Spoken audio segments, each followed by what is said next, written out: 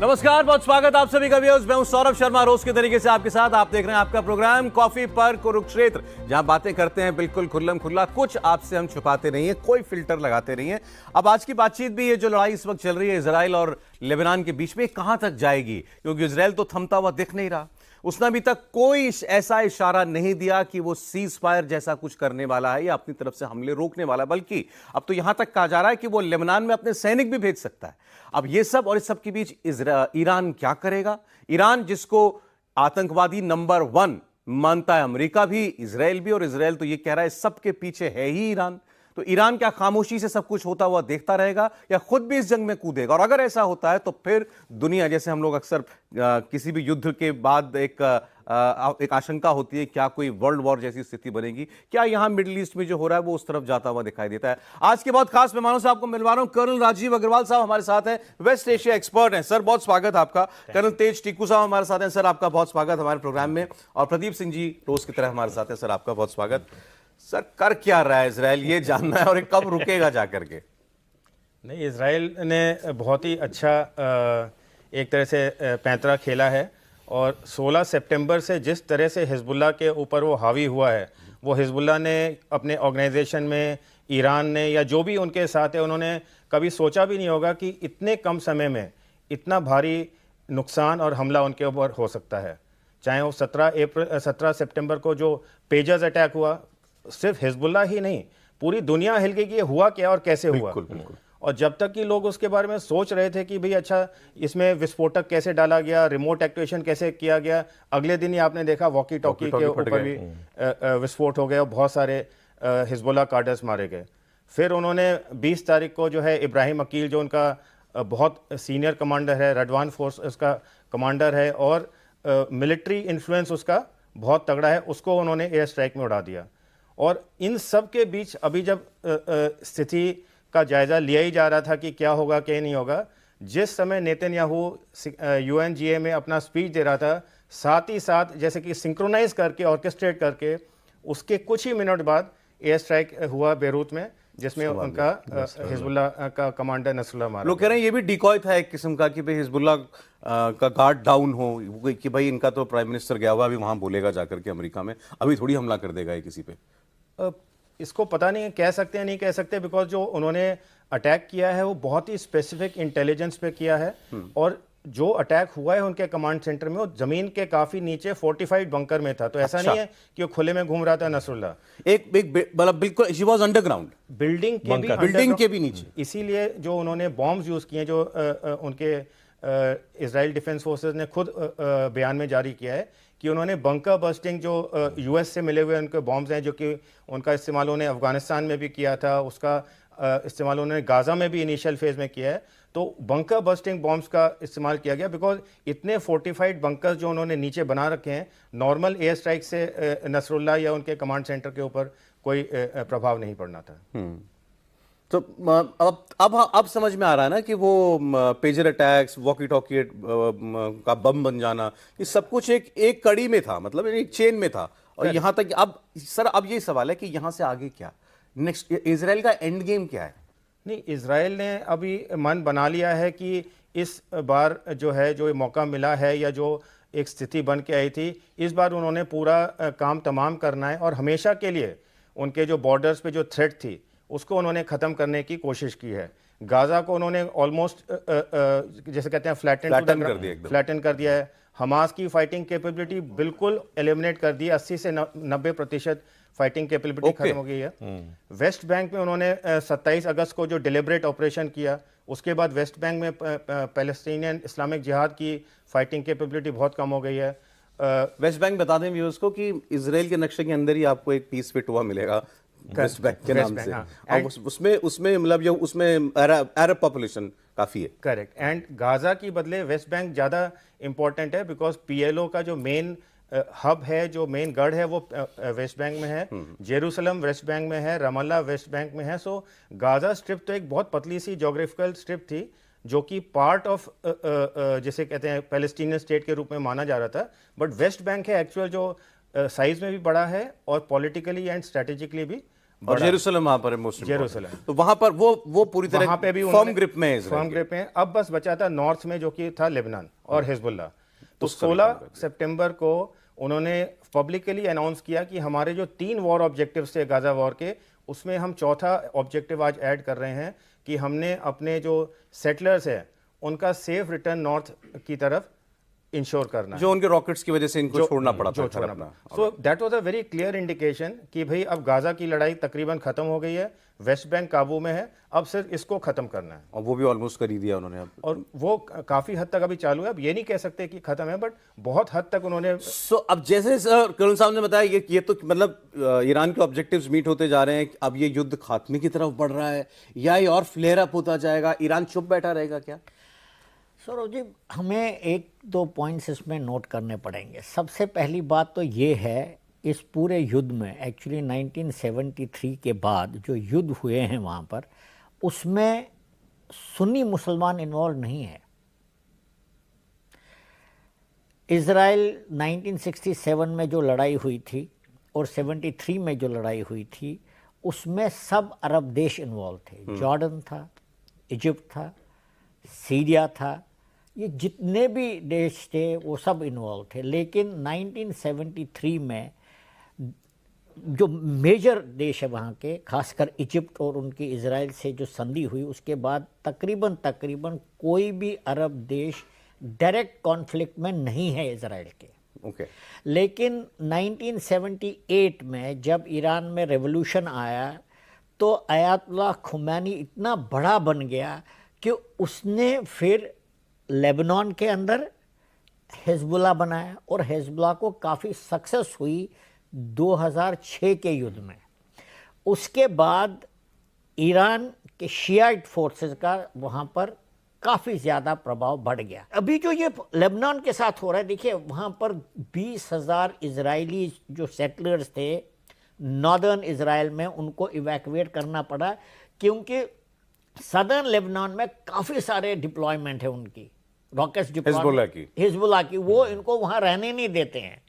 तो पहला लक्ष्य तो इनका है कि सदर्न लेबनान को उनको क्लियर ऑफ करना पड़ेगा ताकि ये 20,000 जो सेटलर्स वहाँ नॉर्दर्न इजराइल से हटे हैं उनको वो वापस डालें। इसके लिए कुछ इन्वेजन जैसा भी कुछ करना पड़ेगा, उसको लेबनान में दाखिल होना पड़ेगा। करना पड़ सकता है, लेकिन अब ये इस चीज़ पर दारोमदार है कि क्या लेबनान सदर्न भाग में जो नॉर्दर्न इजराइल के साथ टचिंग है, क्या उसमें वो अपनी क्षमता को बरकरार रखता है या नहीं रखता है। अगर इजराइल को लगता है कि हमारे ट्रूप्स वहाँ जाने के बगैर ये नहीं हो सकता, रीसेटलमेंट नहीं हो सकता, वो अपने ट्रूप्स भेजेंगे और उनकी क्षमता इतनी ज़्यादा ख़त्म करेंगे ताकि अगला थ्रेट उनके ऊपर न हो। नसरुल्लाह का मारा जाना, पेजर अटैक, आप खुद अंदाज़ा लगाइए टेक्नोलॉजी और इनोवेशन इजराइल का कितना बड़ा है। गजब। ये चीज़ ये और साथ में उनकी डिटर्मिनेशन कि हम नहीं अपने आप, क्योंकि देखिए काफ़ी आदमी तो ये बात कर रहे हैं कि 2 स्टेट सोल्यूशन होना चाहिए। हम भी बोलते हैं, भारत का भी यही स्टैंड है, एक्चुअली यूएस का भी यही स्टैंड है, यूएन भी यही कहता है। लेकिन समस्या क्या आ रही है कि टू नेशन सोल्यूशन तो तब होगा ना अगर ईरान बोलता है कि मैं इजराइल एज अ स्टेट मान्यता देता हूं उसको, या हिजबुल्लाह बोलता है। हिजबुल्लाह ने, नसरुल्लाह ने कभी नहीं बोला इजराइल स्टेट, मुंह पर भी नहीं, उसने जबान पर भी ये शब्द हम इनको मानते भी हैं, मानते नहीं, बोला जिविश एंटिटी। आप देख ली, उनको जिविश एंटिटी, वो स्टेट नहीं मानते। तो मैं मानता हूं कि जब तक इजराइल को वो एक्सेप्ट नहीं करते एज अ स्टेट, तो इजराइल और हिजबुल्लाह का जंग चलता रहेगा। अरब तो सबड्यू हो गए, अब हिजबुल्लाह की बारी है, शायद उसके बाद कोई। सर, हमने तो बचपन से सुना है बस ईरान इराक की लड़ाई हुई। अच्छा, वो बहुत पहले। ईरान कभी सीधे किसी लड़ाई में गया है आज तक? और क्या इस केस में मुझे तो नहीं याद है ईरान इराक की जो हुई उसके अलावा किसी में 1988 में जो इराक के साथ लड़ाई खत्म हुई थी, उसके बाद ईरान किसी डायरेक्ट मिलिट्री कॉन्फ्लिक्ट में नहीं शामिल हुआ है। ना 13 अप्रैल से पहले ईरान ने कभी अपनी सॉइल से डायरेक्ट मिलिट्री अटैक किया है। एक बार उन्होंने शायद मिसाइल चलाई ना, कुछ किया। हाँ, 13 अप्रैल को जो 200 के आसपास रॉकेट और ड्रोन छोड़े थे इजराइल के ऊपर, जो पहला इनका डायरेक्ट मिलिट्री दैट्स इट, ना उससे पहले ना उसके बाद, ना उसके बाद। उसका रीजन है, जैसा कि कर्नल साहब भी बता रहे थे कि सर मैं 1 मिनट ईरान ने पिछले 3 दशकों में अपने लिए एक इतनी बढ़िया शील्ड तैयार की थी कि इजराइल को हर तरफ से उसने घेरा हुआ था। और घेरा हुआ था ये नहीं कि आपने सिर्फ उसको मतलब बाउंड किया हुआ है। हर समय इजराइल के ऊपर, चाहे गाजा से हो चाहे वेस्ट बैंक से हो, छुटपुट घटनाएं होती रहती हैं। जैसा मैं अभी आपसे शो से पहले भी बात कर रहा था कि 2007 से जब से गाजा में हमास की गवर्नमेंट आई है और 2021 तक 4 या 5 तो मेजर उनके युद्ध हो चुके हैं, जो कि कोई महीने भर, कोई 20 दिन तक चला है, जिसमें कि इजराइल ने डायरेक्ट अटैक किया है। और हमास और इजराइल का। बट अभी जो देखने वाली बात यह है कि अब ईरान क्या करेगा इस हालात में। ईरान के पास ऑप्शंस बहुत लिमिटेड अब रह गए हैं। जब हानिया को मारा उन्होंने 30 जुलाई को, तो सुप्रीम लीडर ने खुद कहा कि भाई इस बार हमें इस बेइज्जती के लिए पक्का हम बदला लेंगे, और बदला हम अपने दोस्तों या प्रॉक्सी के द्वारा नहीं, बट डायरेक्ट अटैक के द्वारा लेंगे। 30 जुलाई निकल गई, अब 30 सितंबर आने वाली है, अभी तक ईरान ने कुछ नहीं किया था। हर बार हर 24 घंटे 48 घंटे में अमेरिकन इंटेलिजेंस का एक आउटपुट आता था कि भाई अगले 96 घंटों में ईरान का अटैक आने वाला है। उन्होंने 2 एयरक्राफ्ट कैरियर लेड फ्लीट और हज़ारों अपने जो एयरक्राफ्ट्स वगैरह हैं वो सब वहाँ पे तैनात किए हुए थे कि भाई अगर ईरान अटैक करेगा तो हमें किस तरह से उसे काउंटर करना है। अब ईरान के पास क्या ऑप्शन है? गाजा में हमास की मिलिट्री कैपेबिलिटी काफ़ी हद तक ख़त्म हो चुकी है, एलिमिनेट नहीं हुई है बट काफ़ी हद तक ख़त्म हो चुकी है। वेस्ट बैंक में इजराइल ने पूरा अच्छे से ओवर पावर कर रखा है, और लेबनान में हम बात कर ही रहे हैं जो हो रहा है। ईरान डायरेक्ट अटैक जो उसके ऊपर हो सकता है इजराइल और यूएस और वेस्टर्न एलाइज के द्वारा, उससे सिर्फ इस वजह से बचा हुआ था अभी तक कि इजराइल के तीनों तरफ उसने इजराइल को बांधा हुआ था प्रॉक्सीज के द्वारा, जो कि एक्टिव थे और उसको चैन से नहीं रहने अब वो खुल गया। अगर वो खुल जाता है और ईरान अभी भी चुप बैठा रहता है, तो क्या ईरान के ऊपर अब खुद के डायरेक्ट अटैक का डेंजर रहेगा? ये इजराइल मारेगा कि नहीं मारेगा इजराइल को? सीधा ये सर सवाल है सर। मतलब अब अच्छा, मैंने तो सवाल ये किया था क्या ईरान कुछ करेगा हमला?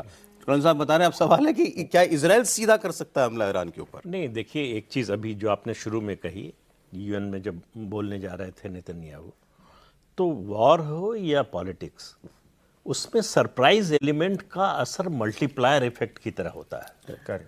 जिस समय नेतन्याहू बोलने जा रहे थे, ईरान हो या हिजबुल्ला हो, इन सबको था कि भाई यूएन जनरल असेंबली में बोलने जा रहे हैं, वहाँ से अगर उस समय अटैक होगा तो इजराइल की क्या हालत हो जाएगी, पूरी दुनिया इजराइल के खिलाफ खड़ी हो जाएगी। और इजराइल को, मोसाद को, उनकी इंटेलिजेंस को ये पता था कि इस समय जो है नसरल्ला से मिलने उनका जो क्वाड फोर्स है ईरान की, उसका कमांडर अब्बास वो मिलने गया। जनरल भी मरे हैं, ईरान के एक जनरल भी मरे हैं ना उस दिन। कुछ फोर्स का जनरल मारा गया है, वो भी वहां पर मौजूद है। तो इसलिए अटैक किया उन्होंने, टाइमिंग उन्होंने, और इस बात की कोई परवाह नहीं की कि यूएन जनरल असेंबली में हमारे प्राइम मिनिस्टर बोल रहे हैं नहीं बोल रहे हैं। उनका जो लक्ष्य है और उनका जो इरादा है वो बिल्कुल क्लियर है। एक बात, ईरान जो कुछ कर रहा है अपने प्रॉक्सीज के जरिए कर रहा था, जैसा कर्नल साहब ने बताया कि अब प्रॉक्सीज जो है धीरे धीरे उनकी ताकत खत्म हो रही है, कुछ की खत्म हो गई, कुछ की खत्म हो रही है। और इजराइल ने इस बार तय कर लिया है कि इन प्रॉक्सीज को पहले खत्म कर देना है, तो एक्सपोज कर दो ईरान को, पहले साइड के निपटाओ, इनको निपटाओ, फिर मेन विलन के फिर देखें ईरान में कितना दम है। लेकिन एक चर्चा इस समय वेस्ट में यह भी हो रही है कि ये ईरान हो, हिजबुल्ला हो या हमास हो, इनको पैसा और हथियार कहां से मिल रहा है? वो तो ईरान से मिलता है। मतलब इजराइल तो ये बोलता है ईरान, भाई ईरान पर इतने सैंक्शंस हैं, इसके बावजूद उससे तेल कौन खरीद रहा है? चीन। तो सबकी, मतलब किसी के पास कोई इंफॉर्मेशन हो या होगी तो मतलब पब्लिक नहीं है, कि ये आशंका है कि चीन हथियार और पैसा दे रहा है कि नहीं, ये कोई कंफर्म करने को तैयार नहीं है। लेकिन इतने दिन अगर सरवाइव कर रहा हथियार और पैसे से, मतलब आर्थिक उसके जो स्रोत हैं, तो कोई ना कोई पीछे है। एक बात यह है, दुनिया में कहीं भी कांडो घूम फिर के कहीं कार जाके लगती जरूर है चाइना के साथ। दूसरी समस्या यह है कि अमेरिका में प्रेसिडेंट के इलेक्शन चल रहे हैं, और नेतन्याहू को यह पता है कि उनको, मतलब ये पता नहीं है कि ट्रंप आएंगे कि नहीं, लेकिन ये पता है कि अगर कमला हैरिस आई तो उनके लिए मुश्किल हो जाएगी। उन्होंने भी मुश्किल ये हो जाएगी कि अमेरिका हथियार की सप्लाई उस तरह से जारी रखना शायद न रखे।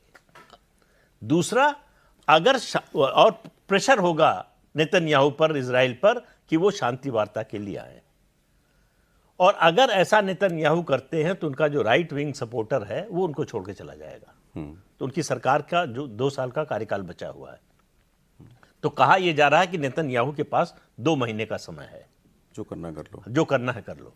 इस समय अमेरिकी इलेक्शन से पहले हाँ, इलेक्शन से पहले जो है जो कुछ करना है कर लो, लेकिन इतने कम समय में इतना बड़ा ऑपरेशन जो है वो संभव है नहीं। सवाल यह है कि कितना कर पाएंगे आप, इसी का सवाल है। दूसरा, देखिए अयातुल्लाह खमेनी ने, जैसा कर्नल साहब ने बताया, 89 में वो जो है सुप्रीम लीडर बना, और 92 में ये नसरल्ला जो है वो हिजबुल्लाह का चीफ बना। नसरल्ला को खमेनी मानते हैं कि वो अपने बेटे की तरह मानते थे, तो उनके लिए वो इतना बड़ा सेटबैक है जिससे निकलना मुश्किल है। अब प्रतिष्ठा का सवाल बन गया है ईरान के लिए कि हमारी बेइज्जती पर बेइज्जती हो रही है, हम कुछ कर नहीं पा रहे हैं। उस पहलवान की तरह है कि जो हर बार कहता है मार खाने पे कि अब की मारा तो मारेंगे, लेकिन मार नहीं पा रहे। और जो मार पाने की उनकी क्षमता थी, जो मारक क्षमता थी, वो लगातार घटती जा रही है। ईरान और अमेरिका, इजराइल और अमेरिका को एक मानते हुए हम बात करें कि जो कुछ भी हो रहा है अभी, इजराइल जो कुछ भी कर रहा है फुल अमेरिकन बैकिंग के साथ, अमेरिकन वेपन्स के साथ, और अभी साथ में उसने अपने और हथियार और जंगी बेड़े और खड़े कर दिए कि तू करता रहे, हम देख रहे हैं, चिंता मत कर, लगा दिया हमने। दूसरी तरफ का काम जो सर ने कहा, कौन है? नहीं, इसमें एक चीज और जोड़ लीजिए, वो ये कि इजराइल के खिलाफ नहीं अमेरिका, और जाएगा भी नहीं।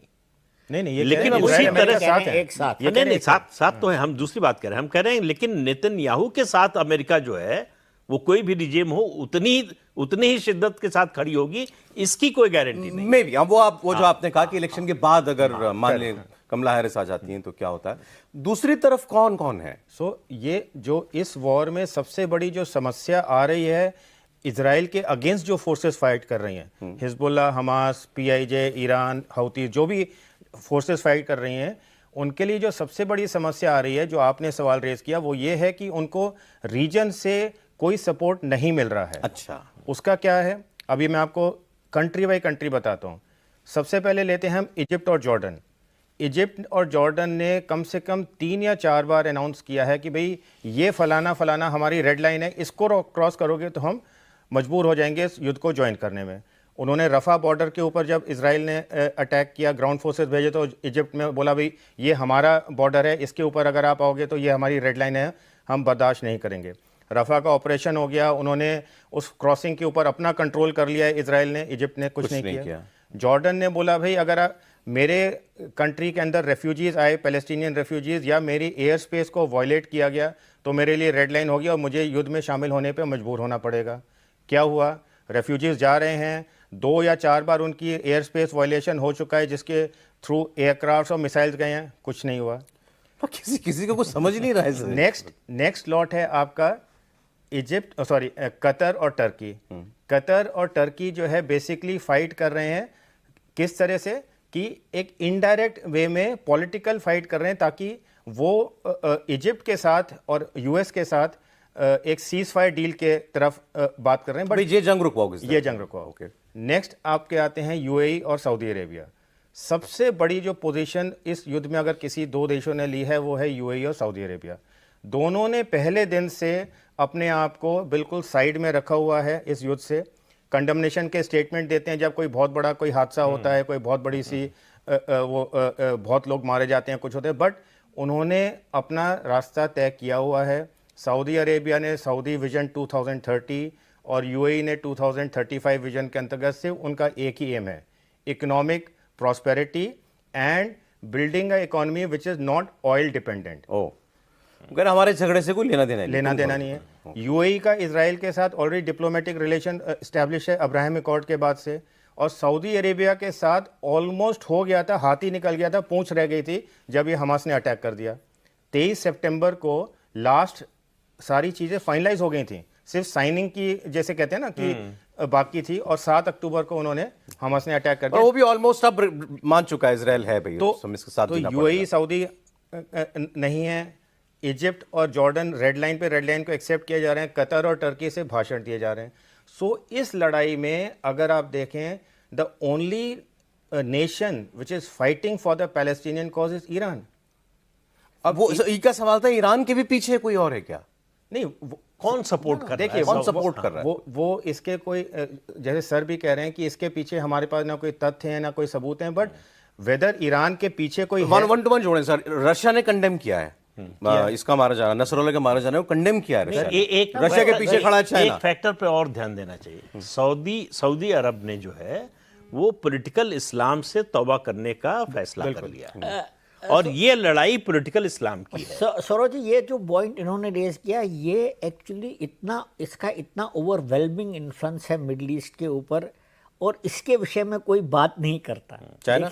नो, नहीं, पॉलिटिकल इस्लाम। हमें देखिए, शिया सुन्नी की लड़ाई तो उतनी देर से, जब से इस्लाम पैदा हुआ 200 साल के बाद की, और ईरान ने फैसला किया, शियाज ने फैसला किया है कि जब तक उनके पास 2 बड़े स्थान जो सऊदी अरेबिया कंट्रोल कर रहा है, जब तक हमें नहीं मिलेंगे तब तक वो चैन से नहीं बैठेंगे। इसीलिए कोई भी अरब स्टेट, और इंक्लूडिंग टर्की, जो कि अरब स्टेट नहीं है लेकिन वेरी पावरफुल, पाकिस्तान और टर्की माना जाता है इस्लामिक स्टेट्स में सबसे पावरफुल, कभी उन्होंने आउटराइट मदद नहीं की ईरान की, बल्कि वो ये सोचते हैं कि अगर ईरान हावी हो गया, जैसे हिजबुल्ला हुआ था वहाँ पर, तो वो तो उनके लिए खतरा और बड़ा बनेगा, क्योंकि आजकल इस्लामिक वर्ल्ड में जो मेन जगहें हैं वो सऊदी अरेबिया के पास है, और सऊदी अरेबिया कभी भी नहीं चाहेगा, या सुन्नीस कभी नहीं चाहेगा कि इसके ऊपर ईरान का कब्जा हो। ये सिविलाइजेशनल लड़ाई है, और इसका भी फायदा जो है अमेरिका इजराइल को मिल रहा है, उठा रहा है। अब जहाँ तक सवाल है कि ईरान के पीछे भी कोई है, देखिए दुनिया में प्रॉक्सी वॉर चल रहे हैं। रशिया के बरखिलाफ यूक्रेन है, वो तो अमेरिका लड़ रहा है, नेटो लड़ रहा है। ईरान अगर इनके साथ लड़ाई लड़ रहा है, अमेरिका के साथ, इजराइल के साथ लड़ रहा है, तो उसमें चाइना और रशिया डेफिनेटली इन्वॉल्व हैं, क्योंकि लड़ाई तो दोनों की है, उसको यूज़ कर रहे हैं। लेकिन ये कब तक चल सकती है? और मैं फिर ये बात दोहराना चाहता हूँ कि ईरान जब तक सबड्यू नहीं होगा, कंप्लीटली सबड्यू नहीं होगा, या तो नुकसान बहुत होगा या तो रजीम चेंज होगा, तब तक ये युद्ध का खात्मा नहीं होगा। अब ये जो चल रहा है, इजराइल डायरेक्टली करेगा अटैक ईरान को, जैसे आप सब ने बताया कि उसको लग रहा है इस वक्त ये सबसे अच्छा मौका है। प्रॉक्सीज जो थे वो भी अब सबड्यूड हैं सभी के सभी। क्या जो रिजीम चेंज के लिए, या इवन जिस तरीके का डायरेक्ट हमला नसरुल्लाह पर हुआ, क्या आयतुल्लाह खुमैनी पर कर सकता है? नहीं, ज़्यादा अच्छा है इजराइल के लिए कि जो दांत हैं, जो हमला करते हैं, शेर के दांत तोड़ दीजिए, शेर पर कब्जा कर लेंगे। तो इजराइल के जो प्रॉक्सीज हैं उनको आप न्यूट्रलाइज कर दीजिए, तो ईरान फिर अटैक करेगा। इसकी संभावना से इनकार नहीं कर सकते, लेकिन बहुत कम हो जाती है। मैं तो उल्टा पूछा हूं सर, क्या इजराइल सीधा अटैक करेगा ईरान पे? तो उसको जरूरत नहीं पड़ेगी, मुझे लगता है। मैं सर से सहमत हूं। सबसे पहले तो हमें ये देखना है कि इजराइल ग्राउंड इन्वेजन लेबनान पे करेगा नहीं करेगा। सो जैसे हम फौजी भाषा में बोलते हैं preparation of the battlefield, softening of the target, तो पिछले जो 10-12 दिन में इजराइल ने किया है, 17 सितंबर से लेके 27 तक, जो नसरुल्लाह की असैसिनेशन के साथ, उन्होंने उनके कमांड नेटवर्क को ख़त्म कर दिया है, उनके कम्युनिकेशन नेटवर्क को ख़त्म कर दिया है, फर्स्ट एंड सेकंड और even third layer of leadership उनकी ख़त्म हो गई है, उनके बहुत सारे weapons platforms and weapon depots को बर्बाद कर दिया है। एक दिन आई थिंक 19 या 20 सितंबर को उन्होंने एक ही स्ट्राइक में, मतलब पैकेज ऑफ स्ट्राइक्स, उन्होंने 100 से ज़्यादा रॉकेट लॉन्चर्स जो थे उनके उड़ा दिए थे। सो इस समय अगर कोई टैक्टिकल सिचुएशन इजराइल सोच सकता था जो कि उसके फेवर में हो सकती है, इससे ज़्यादा तो फेवर में नहीं हो सकती। ठीक है। सो जैसा प्रदीप सर कह रहे हैं, इस समय इजराइल को जो दांत हैं वो दांत तोड़ने का इससे बढ़िया मौका नहीं है। अगर वो सोचता है, के साथ साथ जबड़ा तोड़ेगा क्या? बार बार वहीं जा रहा हाँ, सो अगर जबड़े की जरूरत ही नहीं है तोड़ने की। अगर दांत तोड़ दिया आपने, मतलब बिना दांत के मुंह सांप का करेगा जहर क्या? निकाल दिया आपने, तो सांप घुमता रहे आपके आसपास, क्या फर्क पड़ता है? सरोज जी, जो वो छुपा के क्यों वो खमैनी को छुपाए क्यों घूम रहे मैं हैं? आपको बताता हूं सरोज जी, अभी 2 लोग हैं वहां पर जो इजराइल के टारगेट में, एक है या नहीं है, क्योंकि वो बहुत बड़ा प्रॉब्लम हो जाएगा फिर। एक तो है यहया सिनवार, जो उनको मिला नहीं अभी तक, हमास का, अब जो हमास का जो बॉस है, और वो है उधर ही गाजा में ही है। और दूसरा है खमैनी खुद, मैं वही पूछ रहा हूँ। और खमैनी पिछले 2 दिन से गायब है।